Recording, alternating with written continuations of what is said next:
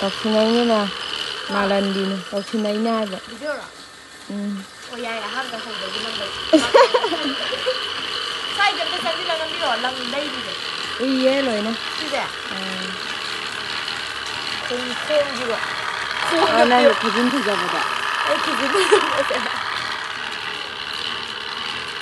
ꯏꯅꯥ ꯑꯉꯥꯡꯕ ꯔꯦꯗꯤ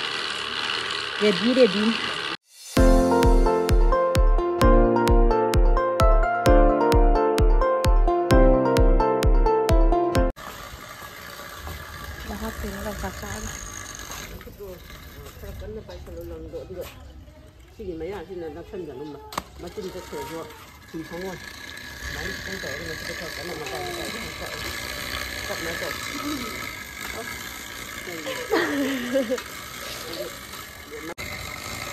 ꯃꯁꯥꯁꯨ ꯅꯨꯡꯉꯥꯏꯇꯦꯗꯅꯤꯁꯦ ꯈꯟꯗ꯭ꯔꯤꯉꯩꯗꯗꯤ ꯌꯥꯝ ꯀꯟꯅ ꯂꯩꯔꯨꯅꯨ ꯈꯜꯂꯛꯑꯀꯥꯟꯗꯗꯤ ꯐꯤ ꯇꯥꯔꯛꯑꯦꯕ ꯅꯨꯡꯉꯥꯏꯇꯦ ꯃꯣꯏꯁꯤꯁꯨ ꯈꯟꯕꯒꯤ ꯁꯔꯨꯛꯄꯨꯗꯤ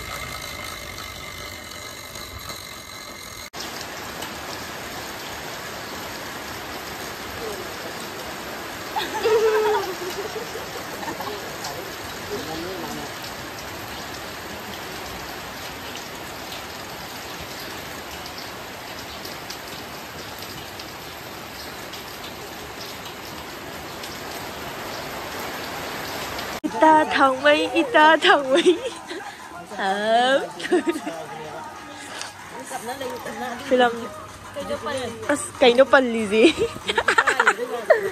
ꯄꯟꯕꯗꯣ ꯅꯪ ꯁꯦꯝꯗꯣꯏꯅꯦ ꯏꯕꯦꯝꯃ ꯃꯇꯥꯏꯗꯣ ꯍꯥꯟꯅ ꯑꯁ ꯂꯣꯏꯔꯦ ꯈꯨꯇꯧꯒꯗꯤ ꯑꯗꯨ ꯍꯥꯏꯔꯒ ꯊꯥꯡꯒꯠꯄ ꯁꯤ ꯃꯇꯥꯏꯁꯦ ꯆꯠꯂꯣ ꯃꯇꯥꯏꯗꯣ चलो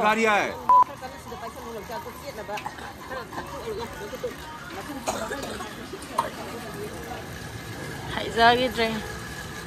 मौगदी माले कायदा लेगगे काय पायगे पायले एरोप्लेन सो पायरी वेदर से पुंग मम में वेदर से दिखा फिरासु मनिंग मखा तमना हाइजरी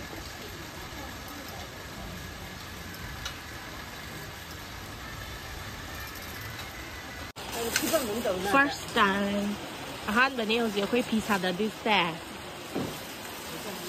पांगन डैम सी मसाजिना कइदोबैने बैने सिना हकपदा दगी सिना लंग हुनबगी लक्सा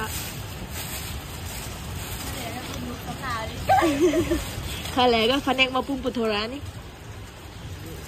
लंग कलर मसु सी ओइदुने दगी मपानगी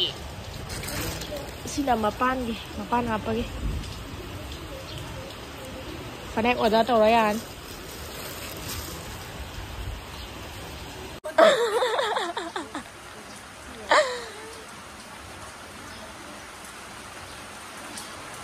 expert ओइरे काय राउरी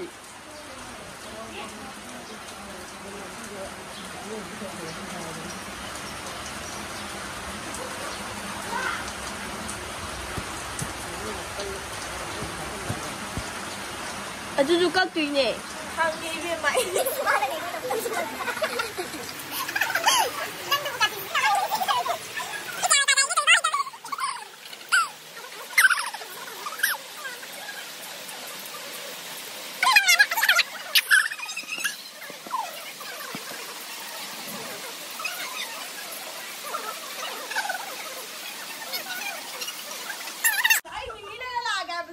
याव दना बखदक मद्रक तो तौरा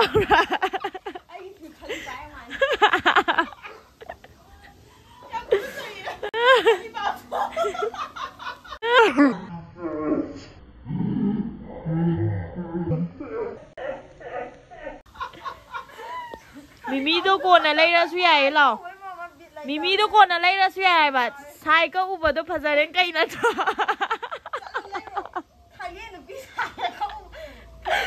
ओय मा माने यंगोने ꯑꯩꯉꯣꯟꯗ ꯅꯍꯥꯟ ꯃꯥꯒꯤ ꯁꯥꯏ ꯀꯛꯄꯒꯤ ꯃꯑꯣꯡꯁꯦ ꯄꯥꯝꯕꯒꯤ ꯅꯨꯄꯤ ꯎꯠꯂꯛꯏꯗꯨꯗꯤ ꯃꯤ ꯍꯦꯛꯇ ꯐꯖꯕꯤ ꯀꯩꯅꯣꯗꯨꯅꯦꯕ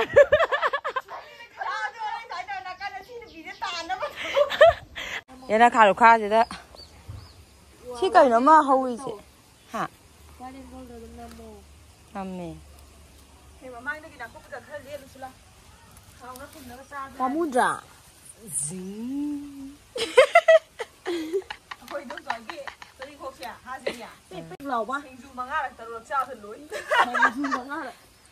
ꯃꯃꯥꯡꯗꯁꯨ ꯆꯣꯡꯉꯝꯒꯅꯤ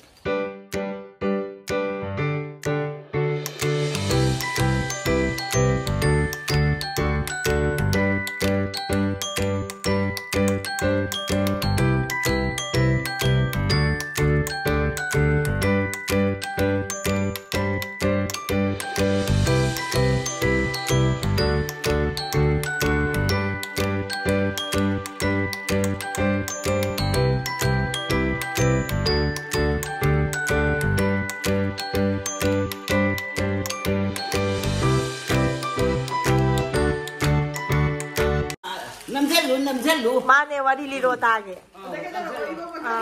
ꯑꯗꯨꯗꯒꯤꯅꯦ ꯇꯝꯃꯛꯈꯤꯒꯦ ꯑꯩꯈꯣꯏꯒꯤꯅꯦ ꯏꯊꯝꯃꯁꯨ ꯀꯩꯗꯣ ꯕꯥꯔꯣ ꯇꯥꯔꯛꯄ ꯑꯗꯨꯋꯥꯏꯗꯀꯣ ꯅꯨꯄꯥ ꯃꯆꯥ ꯈꯔ ꯃꯥꯏ ꯃꯥꯏ ꯒ꯭ꯔꯨꯞꯇꯣ ꯄꯨꯈ꯭ꯔꯤ ꯄꯥꯟꯒꯤꯗꯣ ꯂꯣꯏ ꯂꯦꯛꯅꯩꯌꯦꯕꯀꯣ ꯇꯤꯟꯄꯥꯟ ꯈꯪꯗꯅ ꯑꯗꯨꯒ ꯁꯤꯒꯨꯝꯕ ꯑꯃ ꯄꯥꯏꯔꯒ ꯊꯤꯜꯂꯒ ꯍꯥꯏꯔꯛꯏꯅꯤꯅꯦ ꯀꯧꯅꯨ ꯂꯥꯏꯔꯦꯟꯒ ꯍꯔꯥꯎꯔꯤꯌꯦ ꯅꯕꯨꯗꯣ ꯑꯩꯒꯤ ꯃꯄꯥꯎꯅꯤ ꯇꯥꯗꯕ ꯇꯥꯗꯧ ꯍꯥꯏ ꯀꯧꯅꯨ ꯏꯒꯥꯏ ꯐꯝꯁꯤꯗ ꯇꯨꯝꯃꯔꯤꯕ ꯅꯣꯏꯕꯨ ꯅꯌꯨꯝ ꯂꯩꯇꯕ ꯂꯩꯍꯦ ꯍꯥꯏꯗꯨꯅꯤ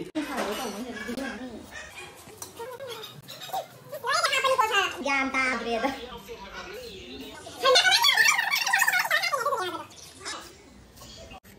ꯂꯣꯏꯔꯣ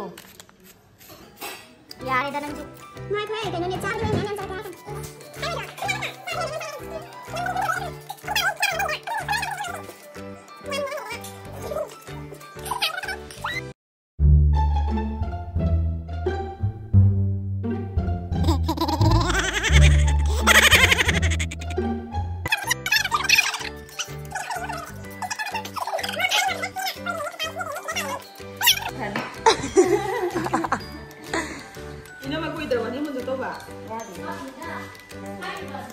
ꯋꯥꯔꯤꯕꯣꯕ ꯍꯥꯏꯗꯤ ꯋꯥꯔꯤꯕꯣꯕ ꯏꯅꯝꯃ ꯅꯪ ꯗꯗꯥꯗ ꯍꯅꯤꯃꯨꯟꯁꯤꯗ ꯍꯥꯏꯗ꯭ꯔꯕꯣ ꯑꯁ ꯁꯤ ꯁ꯭ꯋꯥꯏ ꯃꯇꯦꯛꯁꯦ ꯍꯣꯔꯦꯟ ꯗꯥꯎꯄꯥ ꯇꯥꯖꯅꯕꯁꯦ ꯈꯔ ꯐꯖꯅ ꯍꯥꯏꯔꯣ ꯍꯅꯤꯃꯨꯟ ꯍꯥꯏꯁꯤꯗ ꯍꯣꯡꯕ ꯀꯨꯏꯗꯉꯩ ꯆꯠꯅꯔꯤ ꯊꯥꯡꯀꯣꯛꯑ ꯊꯥꯡꯂꯥꯡ ꯆꯍꯤꯒ ꯐꯥꯔꯀꯥꯟꯗ ꯀꯅꯥꯁꯨ ꯍꯅꯤꯃꯨꯟ ꯆꯠꯇꯦ ꯑꯩꯈꯣꯏ ꯗꯥꯎꯄꯥꯅ ꯍꯅꯤꯃꯨꯟ ꯆꯠꯁꯦꯅ ꯍꯥꯏꯔꯛꯇ꯭ꯔ ꯃꯥꯜꯂꯦ ꯊꯝꯕꯤꯔꯝꯕ ꯃꯥꯜꯂꯦ ꯃꯁꯥꯁꯦ ꯍꯜꯂꯒꯦ ꯅꯪꯁꯦ ꯗꯗꯥꯅ ꯍꯥꯏꯗꯅ ꯏꯅꯝꯃꯅ ꯈꯪ ꯉꯝꯒꯗꯕꯅꯤ ꯀꯩꯅꯣꯅꯦ ꯁꯦ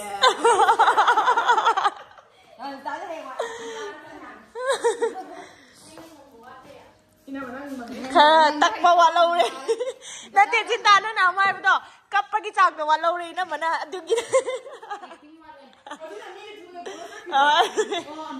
ꯃꯈꯣꯡꯒ ꯀꯣꯜꯂ ꯀꯞꯄꯝꯃꯔꯣꯏꯕ ꯃꯥ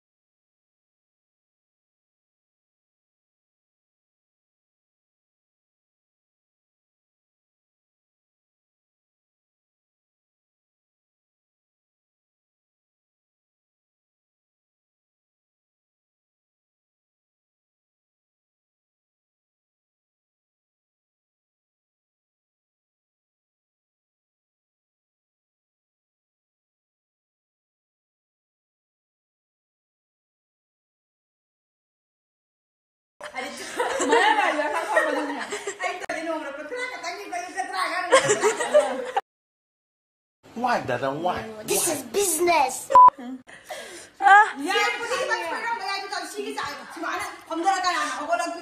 ถึงเดี๋ยวเนี่ยไม่ได้แบบชาจาริโต้แต่ไม่ได้แบบใช่ไหมมาจะดิสพิการด้วยดี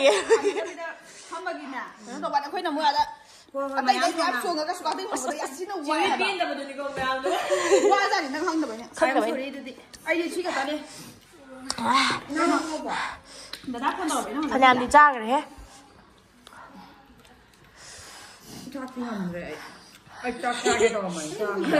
โรเจอรี่อีโปเจฮาเป็นนี่นะจากกลาสการน้ำเทมันอ่ะมังงะล่ะ